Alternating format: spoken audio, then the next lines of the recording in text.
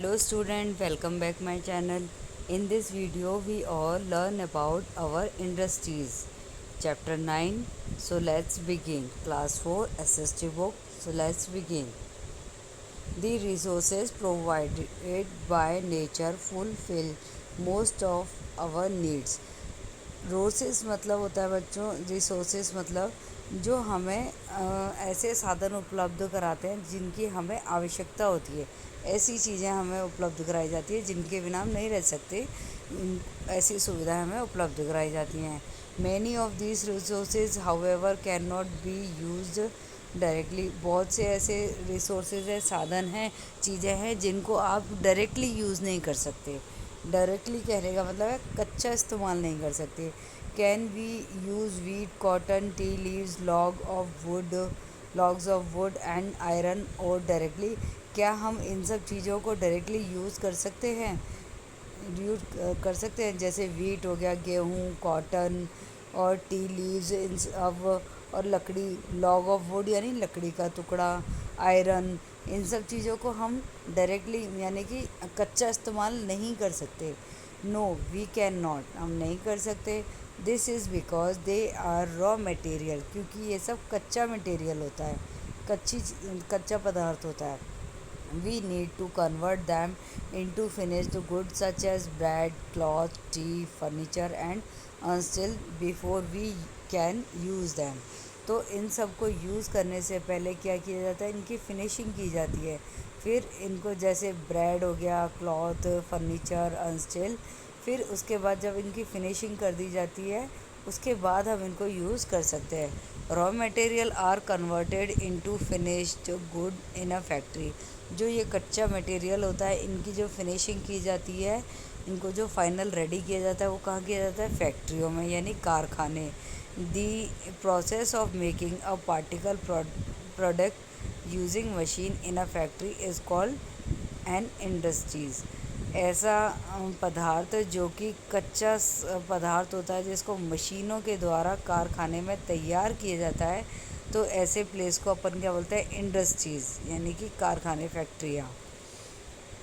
Raw material, machines, power supply, human labour, money and transport are something needed to set up an industry. Industry में इस raw material को good material में ready करने के लिए, final ready करने के लिए किन किन चीज़ों की आवश्यकता होती है? जैसे machine, power supply, human labour, भाई लेबर होगी तभी तो काम होगा, और मनी, ट्रांसपोर्ट, इन सब चीज़ों की आवश्यकता होती है। अब आगे देखते हैं हम type of industries. On the basis of size, industries are three type of. जो इंडस्ट्री है, जो कारखाने हैं, वो तीन तरह के होते हैं। First cottage industries, second small scale industries and third large scale industries. First cottage industries देख लेते हैं हम। Cottage industries are set up by people, come to the next page, चलो, ऑन देयर आउन होम।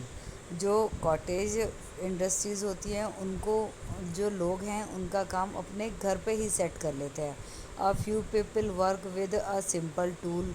कुछ लोग कुछ ही औजारों, मतलब कुछ ही औजारों का, साधारण औजारों का इस्तेमाल करके काम कर लेते हैं। Use raw material available near by, या फिर कच्चा जो सामान होता है वो आसपास ही उनका उपलब्ध हो जाता है। Some such industries are weaving cloth, extracting oil, grading flour, making toy, basket and leather goods. तो ये सब चीज़ें जो हैं कॉटेज इंडस्ट्रीज़ में आती है, यानी कि ये इंडस्ट्रीज़ ऐसी होती है, मतलब इनका जो काम होता है वो अक्सर कर घरों में ही हो जाता है। कुछ छोटा मोटा औजारों की आवश्यकता होती है और नहीं तो वो आसपास से वो ले लेते हैं। और कौन से काम घर पे किए जाते हैं? जैसे वीविंग क्लॉथ्स, कपड़े को बुनना घर में, और टॉयज़ बनाना, बास्केट बनाना, लेदर का सामान बनाना, और एक्सट्रिक ऑयल यानी ऑयल की सफाई, प्योरीफाई करना। तो ये सब चीज़ें घर में ही हो जाती हैं। और इसके अलावा नेक्स्ट आता है स्मॉल स्केल इंडस्ट्री, यानी छोटे स्तर की इंडस्ट्रियाँ, फैक्ट्रियाँ, कारखाने। Some small scale industries employ a few worker and use a small machine. जो स्मॉल स्केल की जो इंडस्ट्रियाँ होती हैं उसमें छोटी मशीनों का इस्तेमाल किया जाता है। People work in a small factory, छोटी फैक्ट्री में लोग काम करते हैं। They make unstitched garment, hosiery item and electrical and plastic good. और जो स्मॉल फैक्ट्री होती है इसमें कौन सी चीज़ें बनाई जाती हैं, जैसे बर्तन, कपड़े, हौजरी का सामान और इलेक्ट्रिक और प्लास्टिक की चीज़ें। हौजरी मतलब होता है बच्चों, जैसे सॉक्स और स्टॉकिंग बनाई जाती है, वो हौजरी की चीज़ें कपड़े होते हैं। ठीक है।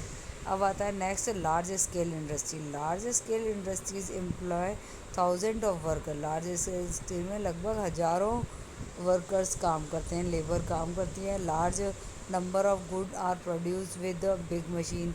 बड़ी मशीन से बड़ा माल बनाया जाता है। Highly trained worker are needed. उसमें ट्रेंड अनुभवी एम्प्लॉयज़ लेबर को रखा जाता है, उनकी आवश्यकता होती है। Large scale industry include textile मिल।